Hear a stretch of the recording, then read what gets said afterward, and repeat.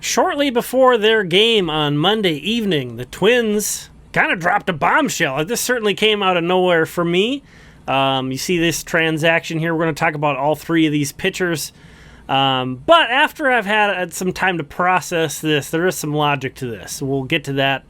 As you can see here, Kody Funderburk has been called up, a guy who will be making his Major League debut the first time he pitches. Has never been in the Major Leagues, a left-handed relief pitcher. We'll talk more about him in a moment. But the surprising thing, Funderburk's positioned himself for a call-up. That's been kind of discussed quite a bit. But the surprising thing is that it's Bailey Ober who's going down. Bailey Ober optioned to AAA St. Paul.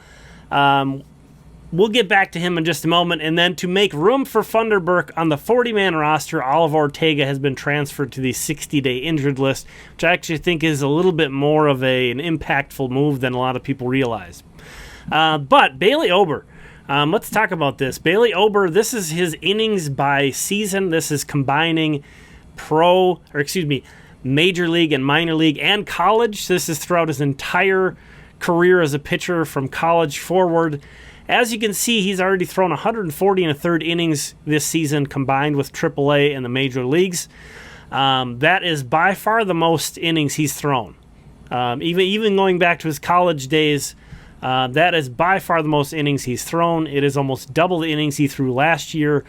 It makes sense that the Twins would be looking to possibly limit his innings or finding creative ways to take the workload off of him. Again, this was announced like right before the game tonight. So we haven't really heard a lot of extra comments on this from the team yet.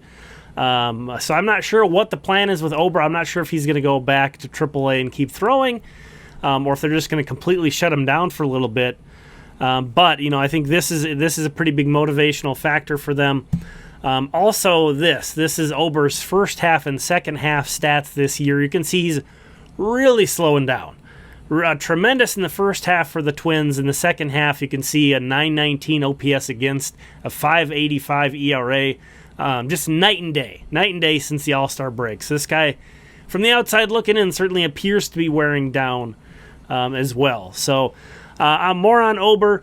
He was optioned to AAA to start this season. If you remember, there was no room in the rotation for him, so he started the year in St. Paul.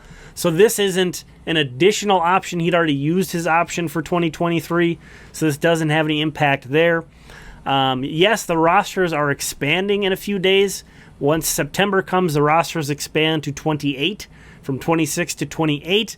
However, I believe it's still a thing that when a pitcher is sent down, you can't bring him back within 15 days unless it's due to someone going on the injured list. I'm not 100% sure that still applies with the roster expansions. So we'll see. But I'm guessing that it does at this point from what I could find. So I don't think, even with the rosters expanding, I don't think we're going to see Bailey Ober back on the Twins within 15 days. What does this mean? It's been very interesting. But again, real quick, I want to talk about Kody Funderburk. But real quick, this is Oliver Ortega's stats this year. I do think this is a little bit more of an impact, especially with how thin the bullpen is. Oliver Ortega going on the 60-day injured list effectively ends his season, and that top line was his numbers in St. Paul. He was pitching tremendously for the Saints. Really wasn't, he wasn't pitching well for the Twins, but he also wasn't completely unusable. So that's going to thin out the bullpen options. However, hopefully Kody Funderburk can find his footing as a major leaguer. It's always hard to tell. Who's going to take off and who isn't. So Funderburk, one of the encouraging things about him is he has actually reverse platoon splits. He's been better against right-handed batters than left-handed batters this year for the Saints. This is really his first full year of being a relief pitcher, too, which is interesting. Take a look at his stats over the last 3 seasons, going all the way back to 2021. He's pitched really well. He got a 2.55 ERA during the minor league season in 2021, 2.36 ERA this year, a 2.94 ERA in 2022. So this is a guy who's pitched really well. Some of the other numbers last year in Wichita, you see that kind of middle line there. Just an 8.7 strikeout rate, a 3.7 walk rate. for a 2.34 strikeout to walk ratio, a 1.33 whip basically. So there were signs that this guy kind of wasn't really taking off as a starting pitcher. You see that year he started 17 games of his 32 games total. They made the call to switch him to the bullpen full-time this year, and after 5 games in Wichita again, he moved up to AAA. He's been really great for the Saints, really great.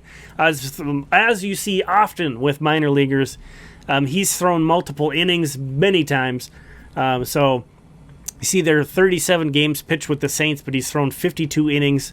Certainly averaging over an inning per appearance, which again, that's not unusual to see in the minor leagues. 13 K per 9, 3.6 walks per 9. So still quite a bit of walks, but missing lots of bats. The whip right around 1, that's great to see. So again, will this guy take off? Will this guy be a piece in the bullpen? I don't know. I definitely think he was the guy who deserved a shot next. So I'm encouraged to see him get this opportunity. And if he can, if he can pitch well, he'll carve out a role. This Twins bullpen, there's opportunities there. So Kody Funderburk, if he can kind of take this ball and run with it, who knows? There's enough season left for him to prove himself. It'll be fun to watch. But if you're kind of interested in how this guy goes about his business, here is the Baseball Savant data from his most recent outing. I believe this was on Friday for the Saints. You can see he maxed out at 92.4 miles per hour. So he's not a flamethrower, but he kind of has retained that starter's repertoire in which he mixes 4 pitches in, which is pretty unusual for most relievers, especially at the big league level. But hopefully Funderburk can kind of stay on top of those pitches and keep guys off their toes and continue to have success.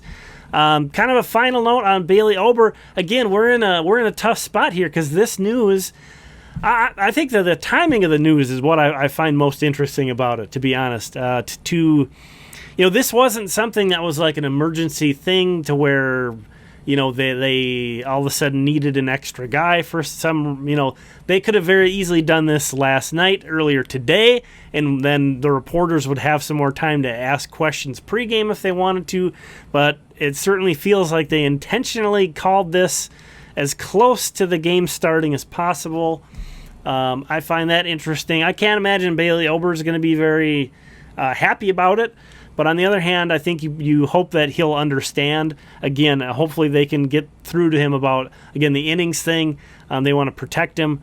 I'm sure, this is frustrating for any professional athlete who's, wanting to go out there and compete. But that's a huge factor. And then he just hasn't pitched that well, that's a tough conversation to have with a guy. Not that I feel like he's pitched so poorly that it should have costed him his rotation spot, but it is what it is. He did not pitch well. So Bailey Ober's going down. I don't usually record on Mondays. Usually do a Member Monday video, and that's still coming. So if you're going to be interested in my thoughts on tonight's game against Cleveland, Monday night here, become a member. Every week I give an extra video to members. It's only about $2 a month. I'll put a link down in the description where you can join up there and get some extra videos from me. But thank you so much for watching this. These are the premium members. Thanks to all the channel members. We'll talk again soon.